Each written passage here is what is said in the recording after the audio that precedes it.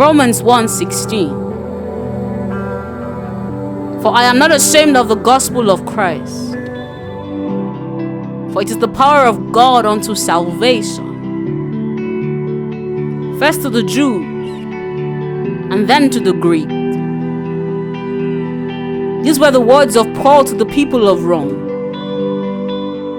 I have often wondered about the thoughts that sat on the chair of Paul's mind as he said those words. Did his teeth quake?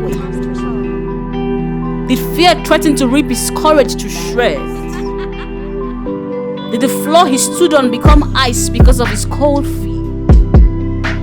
If a finger was 5 seconds away from pulling the trigger to his forehead, will he still say those same words? I like to think that he would. Because that same Paul spent more hours being hugged by the discomfort of a prison cell than he did in the serenity of his own bed. And he did it for the gospel that he wasn't ashamed to proclaim. And so, by way of announcement, while borrowing the very furnace of confidence that Paul spewed, I like to say that I am not ashamed of the gospel of Christ.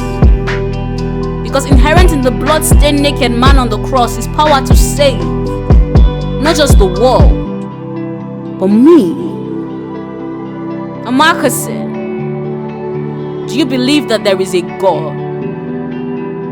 I recently threw this question at myself, and after careful heartfelt introspection, my answer was yes, there is definitely a God. Because far from theory, scientific evaluations, doubt, and several connotations, I have experienced God. I felt him walk into the boring atmosphere of my grandfather's sitting room and changed it. My ears have felt the tingling sensation that his voice gives every time he speaks. The hair on my hands have stood at attention at the entrance and feel of his touch. So no, you don't get to tell me that there isn't a God, because you would then have to first unexperience my experience. In my short time as a Christian, I have seen God's word be light and truth, rebuke and comfort, storm and peace at the same time. I have seen my life become shining sun in dark clouds. My nostrils have breathed in ocean-like peace.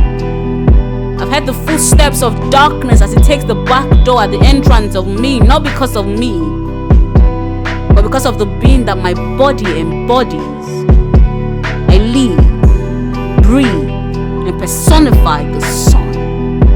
So when next you see me, call me light, because I've been tried by way too much fire to not shine. This very little light of mine, whatever it takes, I'll make sure it shines.